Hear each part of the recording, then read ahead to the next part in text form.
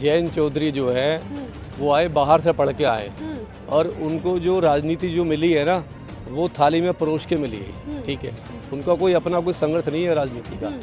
वो किसान लीडर हैं लेकिन वो पूरे देश के किसान लीडर नहीं है।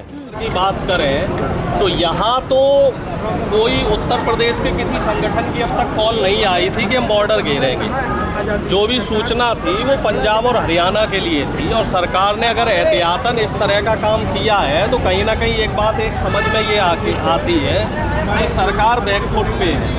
सरकार को डर लग रहा है क्योंकि चुनाव आने वाले हैं और सरकार को इसलिए भी डर लग रहा है क्योंकि सरकार ने अपनी मांगे जो है वो पूरी नहीं की। जो तीनों कानून वापस लिए थे उन तीनों कानून का अभी तक कोई लिखित नोटिफिकेशन संसद में नहीं दिया क्योंकि कानून जो है वो संसद में ही बने थे।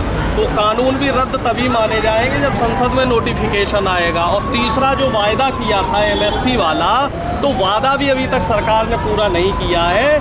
सिर्फ उसमें तारीख पे तारीखें चल रही हैं। सिर्फ और सिर्फ एक काम हो रहा है, फॉर्मेलिटी हो रही है। किसान नेता आ जाते हैं, उनसे बातचीत कर ली जाती है, उन्हें चाय पिला के वापस भेज दिया जाता है और सिर्फ ये बोल दिया जाता है कि हम विचार कर रहे हैं। अब कल भी जो वार्ता हुई तो कल भी उस पर सिर्फ विचार ही हुआ, आगे बात नहीं बढ़ी। 5 घंटे की बैठक में कोई समाधान नहीं, कोई बैठकें ही चल रही हैं साहब। 3 साल से 4 साल से सरकार की बैठकें खत्म नहीं हो रही हैं। और जिस तरीके से ये बॉर्डर पे चौकसी की गई है तो हमें एक बात ये समझ में नहीं आ रही भैया, ये किसान आ रहे हैं कि कोई दुश्मन देश आ रहा है कि चाइना के जो है सैनिक आ रहे हैं। भाई जो रवैया सरकार का है चाहिए और सम्मान भी चाहिए। एक बात हमें ये बताइए, भारत रत्न हमें नहीं चाहिए, हमें तो सिर्फ एमएसपी चाहिए थी। जो किसान एमएसपी मांग रहे थे वो आप एमएसपी दे देते। और सरकार का तो रवैया ऐसा है, जो चीज़ सरकार। गाजीपुर बॉर्डर पे आप खड़े हुए हैं, ये आपके पीछे दिख रहा है कटीले जो तार लगे हुए हैं। क्या लग रहा है क्यों किसानों के लिए इतने कड़े इंतजाम किए गए हैं? ऐसा लग रहा है कि किसान नहीं, कोई बड़ा जो क्रिमिनल होता है उन लोगों के लिए लगाया जाता है, उस तरीके से लग रहा है आपको? देखिए, मुझे आज़ाद भारत में पहली बार ऐसा लग रहा है कि मैं दिल्ली में ना होके एक पाकिस्तान के बॉर्डर या मतलब किसी चाइना के बॉर्डर पे खड़ा हुआ हूँ। जिस तरीके से मेरे पीछे ये बैरिकेड है, ये हमने दोनों चाइना के बॉर्डर पर देखा, पाकिस्तान के बॉर्डर पर देखा, जो आए दिन हमारे जो देश पे हमला करते हैं और उनको रोकने के लिए होता है। लेकिन ये जो सरकार है इसने अपने ही किसान भाइयों के लिए, हमारे लोगों के लिए, जो हमारे लिए रात दिन मेहनत करते हैं, हमारे देश को पालने के लिए, अपने किसानों को, जो हमारे जो किसान भाई हैं पूरे रात दिन किसानों में मेहनत मतलब खेती करते हैं, खून पसीना बहाते हैं, ये उनको रोकने के लिए यहाँ पे एक मतलब बाड़ लगा दी है।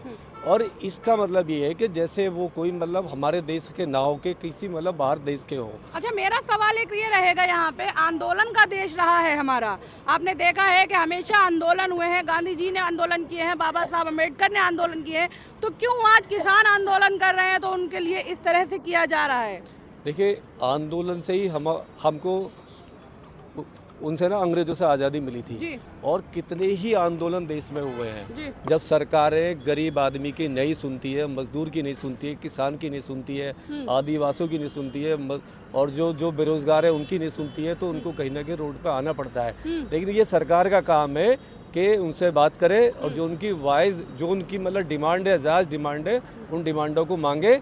और लेकिन इस तरह से नहीं कि आप उन पे आंसू गोले छोड़ें, बाड़ लगा दें, तारबंदी करें। आप पूरा एक ऐसा फील करें कि वो इस देश के नागरिक ही नहीं है और वो किसान के घर में पैदा होना एक बहुत बड़ा जुर्म कर दिया उन्होंने। अगर वो किसान के घर में पैदा हो गए हैं तो हम इस देश की सरकार से अपील करते हैं कि जिस तरीके से आपने अभी जो हमारे 2-3 लोगों को अभी जो भारत रत्न का अवार्ड दिया है, स्वामीनाथन की जो रिपोर्ट है, उनको जो आपने अवार्ड दिया है भारत रत्न का, आपने केवल नाम के लिए अवार्ड दिया है। जो उनकी रिपोर्ट है, जो किसान, जो उन्होंने खेती में इतने बदलाव किए, एक क्रांतिकारी जो हरित क्रांति लेके आए वो स्वामीनाथन जी, उनकी जो रिपोर्ट पड़ी हुई है अभी, उस रिपोर्ट को आप क्यों नहीं लागू करते हैं?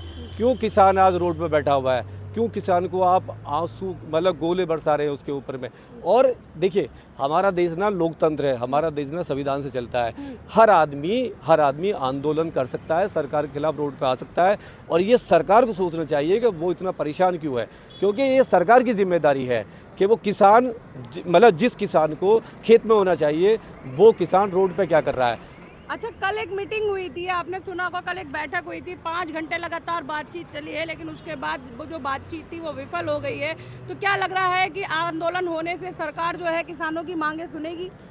देखिए, ये सरकार है, ये सरकार बहुत जिद्दी सरकार है। पिछली बार भी इनको 16 महीने लगे, 16 महीने तक ये लोग रोड पर बैठे रहे पूरे इंडिया में। 16 महीने में इनके 700 जो हमारे जो किसान भाई थे उन्होंने शहादत दी, और इनको नक्सली, खालिस्तानी, पाकिस्तानी, आतंकी, बाहर से पैसा आया हुआ है, किराए के गुंडे हैं, न जाने क्या क्या एलिगेशन लगे। उसके बाद में जब कभी जब देखा कि इलेक्शन आने वाला है तो सरकार घुटने पाई, और जो 3 जो काले कानून थे वो इन्होंने वापस लिए। तो हमारा ये कहना है कि आप इतना मजबूर क्यों कर रहे हो, क्यों उनको फिर 6 महीने बैठना पड़े किसान को।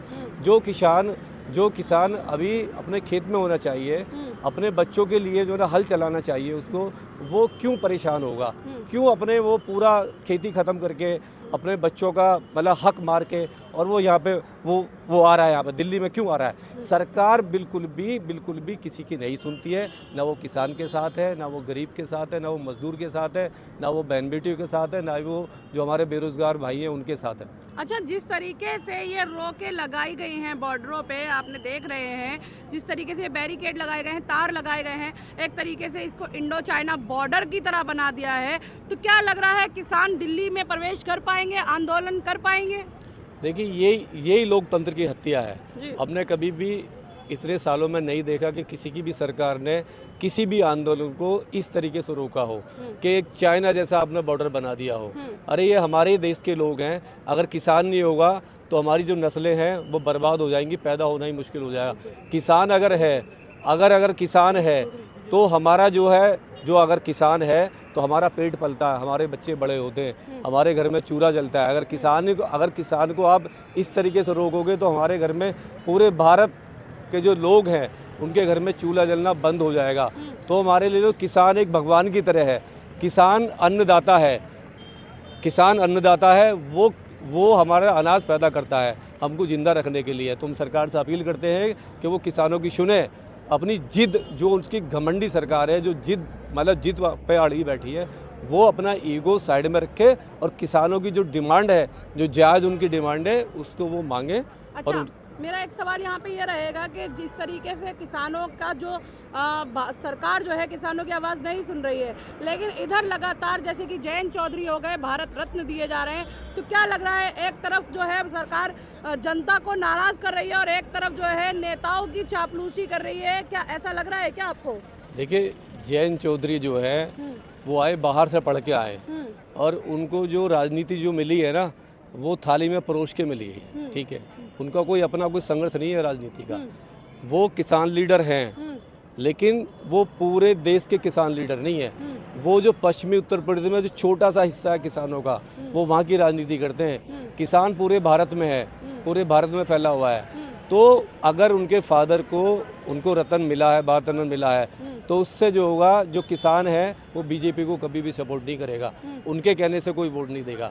वो मुट्ठी भर लोग हैं उनके साथ में, और जो भी उन्होंने ये कदम उठाया वो बहुत ही गलत है। लोग बड़े नाराज़ हैं। सतपाल मलिक जी जो हैं, सतपाल मलिक जो गवर्नर रहे थे, उनका आप देखिए स्टेटमेंट क्या है। उन्होंने कहा है कि ये पूरी समाज को इसने धोखा दिया है और बीजेपी इसको ख़त्म कर देगी।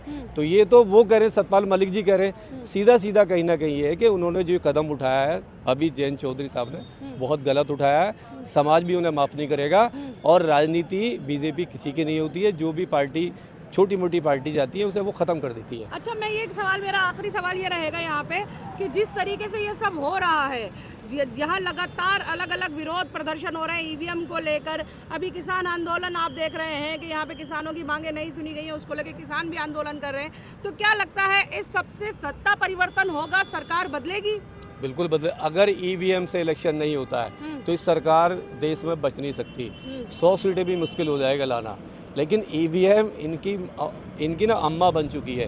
क्योंकि वो होती ना, एक होती है ना राक्षसी जान तोते में होती है, तो ये वो है, इनकी जो जान है वो ईवीएम के अंदर है।